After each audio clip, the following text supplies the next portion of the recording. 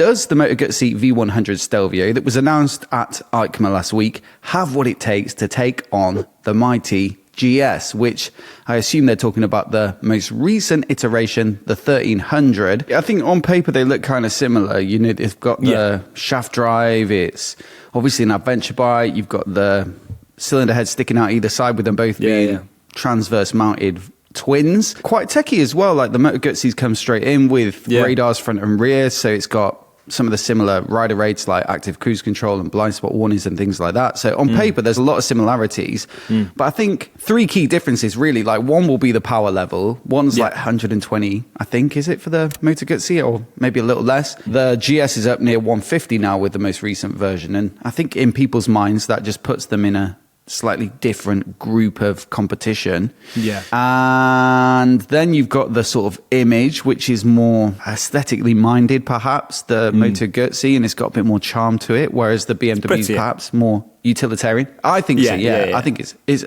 seeing it on the stand, mate.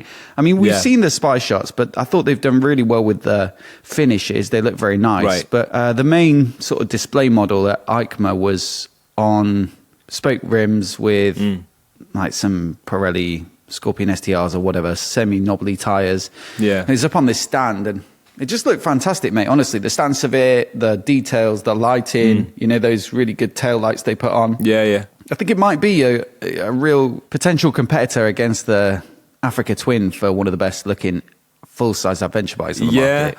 Although very different styles, right? Because they've taken very different lines on that. I mean, like Honda's gone straight into the utilitarian, like quite angular, like it looks like big dirt bike, doesn't it? Exactly that, yeah. But they kind of nailed that, and the Moto Guzzi, very different stance. It just sort of looks like a taller, sort of jacked up version of the V100, which isn't a bad thing. Yes, both nice looking bikes. Smoother lines, kind of, I don't know, it looks more designed, as in what would I say, artistically designed, maybe. Perhaps, especially the most recent update this year to the Africa Twin. They've just chiseled it even more, so it's getting a little bit more modern looking. Them cheekbones are looking real sharp. But then the third thing I was thinking as well is just the fact that the Moto Guzzi is coming into this market. I know they've made Stelvios before, but it really does feel like kind of new ground again. So removed from previous Stelvios, exactly. I think that for me, it's a weird thing, but if a bike, because all of the stuff that they've kind of thrown at that, I say thrown, that's kind of a harsh term in terms of what they've done. Obviously, it's finessed. Considered. Very well considered. But I think when a brand implements a lot of new things, even though they're not brand new to the market, we've seen them on other bikes, I sort of in my head give them more kudos, or I'm more excited for it, I suppose, when they've done something new, as opposed to the GS has been like highly tech focused for a long while and at the leading edge of a lot of different things.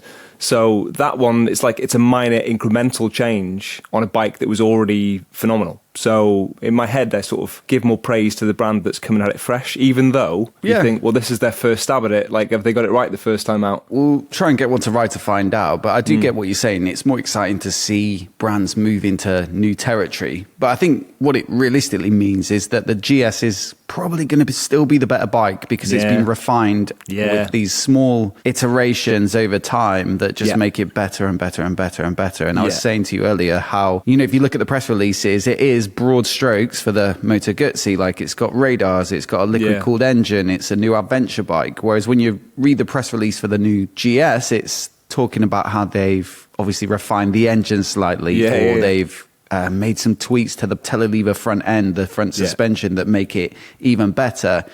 And so I'd be very, very surprised if the Moto Guzzi gets near it in terms of performance, but also sales. I mean, it's just never going to even compete.